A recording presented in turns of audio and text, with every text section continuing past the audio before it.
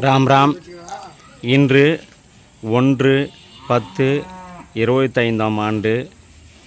இன்று ஸ்ரீ தத்த குருகுலம் மூலம் நித்திய கோபூஜனம் செய்யப்படுகிறது.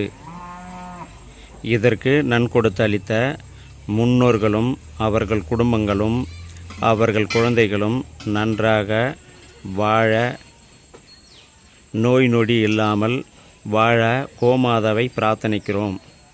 ராம் ராம். ஹரஹர சங்கர, ஜெய ஜெய சங்கர.